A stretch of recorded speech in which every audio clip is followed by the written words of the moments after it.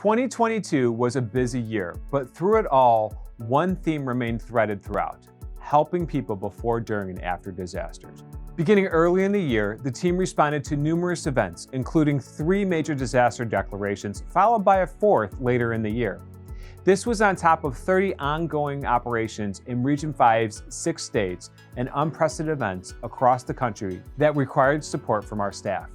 To put this into perspective, out of the 301 employees in Region 5, 185 of them deployed, totaling more than 9,000 days collectively. Most importantly, we prioritize helping those who need it most. Our public assistance team processed nearly $1.4 billion in recovery grant funds for disaster-affected communities.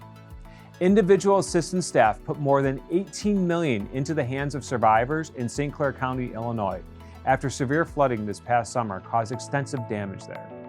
And more than $487 million in COVID-19 funeral assistance was processed for Region 5 applicants to date, directly helping those who've suffered losses to the ongoing pandemic. Additionally, FEMA continues to emphasize installing equity, building resilience, and promoting disaster readiness after Administrator Criswell outlined these strategic priorities in late 2021. And our team has made progress towards these goals. We furthered equity by expanding recovery resources to disaster survivors. In Western Illinois, we used new software during our disaster recovery to identify hundreds of thousands of dollars in additional grant funding to directly help individuals get back on their feet. We stood up additional recovery centers in high-impacted areas, which resulted in thousands of individuals receiving one-on-one support to navigate their recovery. We've also established our first dedicated tribal liaison, building out a team that will provide a more deliberate and focused FEMA presence for our tribal partners. This is a major focus of mine and one that will improve readiness and resilience for our tribal partners and the region. Over the summer, we announced our first competitive Building Resilient Infrastructure and Communities, or BRIC grant selection in Madison, Wisconsin, a $6 million project that has the potential to protect more than 30,000 residents while reducing the risk of flood damage to homes and businesses throughout the west side of the city.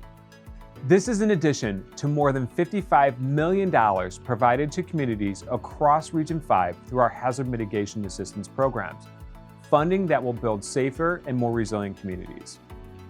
As our nation faces increasingly complex and evolving risks, adaptability and partnership building is critical to successfully meeting these challenges. We've grown the Region 5 staff by 20%. Our Regional Emergency Communication Coordinators Working Group is now the largest in the nation at more than 500 participants. Region 5 coordinated 17 exercises, including one specifically focused on devolution with FEMA's New York office to improve inter-regional coordination and capacity. We led multiple impactful planning efforts with our local, state, and federal partners, including cyber response and power outage planning. Our staff have provided numerous technical assistance opportunities for our local and state partners to get questions answered about grant programs, floodplain management regulations, and mitigation-related topics. And we've made improvements to our facilities, including an updated and remodeled studio that we're in right now to accommodate state-of-the-art video, photo, and podcast production, which will make our communications to the public better and better. Finally, while we continue to emphasize our disaster readiness, we've also invested in promoting preparedness to everyone.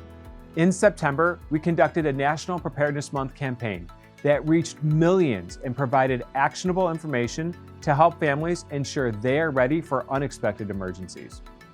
This is just a snapshot of all we've accomplished in 2022. I am so proud of what our team has accomplished, but much of it wouldn't be possible without the engagement and support of the whole community, partnerships we rely on so heavily. We are only able to meet the challenges of the future as one team with one mission. On behalf of all of Region 5, we look forward to taking on these challenges alongside each of you in 2023 and beyond.